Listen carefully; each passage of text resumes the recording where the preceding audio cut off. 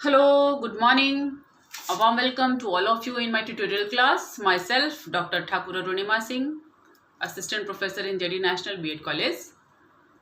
आज मैं फिर आपके सामने एक नए वीडियो के साथ उपस्थित हूँ। ये video course 4 language across the curriculum unit 3 aspects of language teaching के मेथड पोर्शन से है।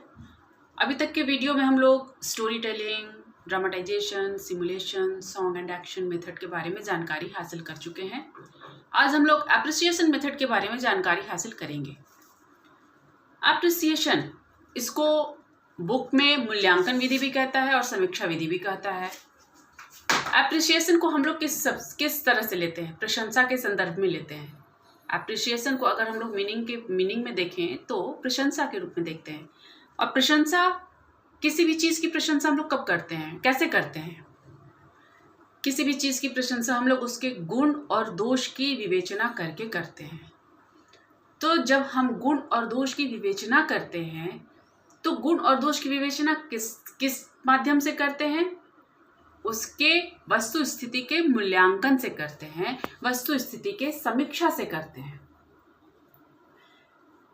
तो एप्रिसिएशन को हम लोग मूल्यांकन विधि या समीक्षा विधि भी कहते हैं।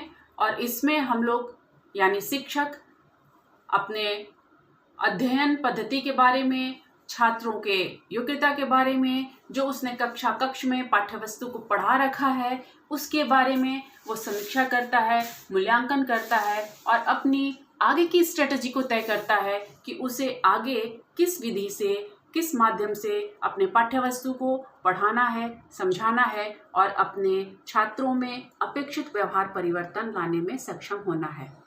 उस शिक्षा का कोई मतलब नहीं है जिससे बच्चों का चरित्र निर्माण करने में वो सफल ना हो। शिक्षा से तात्पर्य हमारे छात्रों के व्यवहार में अपेक्षित व्यवहार परिवर्तन से है। शिक्षा सीखने सिखाने की प्रक्रिया है, ये आप लोग जान चुके हैं, समझ चुके हैं।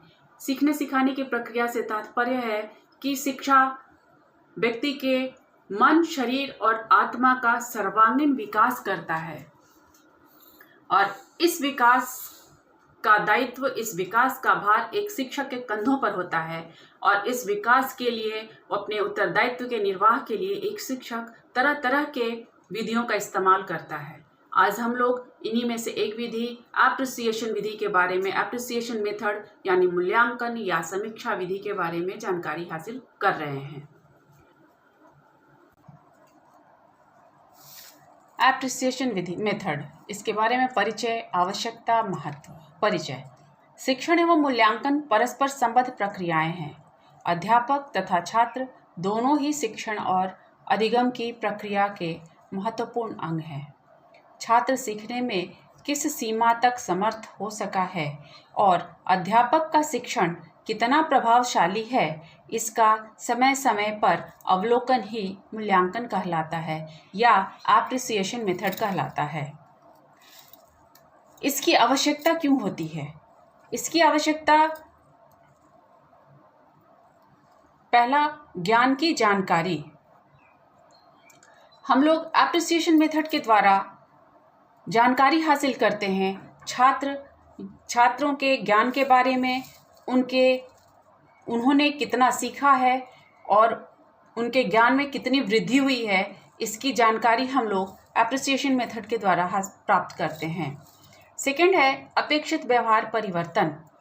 एक टीचर अपने मेथड के बारे में, जो वो पढ़ा रहा है वो कितना प्रभावशाली है, इसका वो जब मूल्यांकन करता है तो पाता है कि उसका छात्र किस हद तक उस चीज़ को सीख पाया है और अपने व्यवहार में शामिल कर सका है। अगर पॉजिटिव है, अपने व्यवहार में वो शामिल किया है और उसके व्यवहार में अपेक्षित परिवर्तन आया है, तो एक शिक्षक संतुष्ट हो जाता है अपनी विधि से।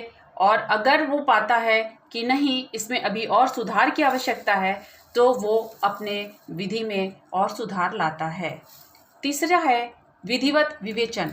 विधिवत विवेचन से तात्पर्य है कि क्रमबद्ध होकर शिक्षक विवेचन कर पाता है। मूल्यांकन के द्वारा या समीक्षा के द्वारा वह विधि के अनुसार, मतलब कि एक नियम के तहत वो विवेचन करने में सफल हो पाता है। अब देखते हैं महत्व के बारे में। मूल्यांकन विधि या एप्रिसिएशन मेथड क्यों इम्पॉर्टेंट है, इसका क्या इम्पॉर्टेंस है। छात्रों की कमजोरियों का ज्ञान। एप्रिसिएशन मेथड के द्वारा छात्रों की कमजोरियों के बारे में जानकारी हासिल होती है।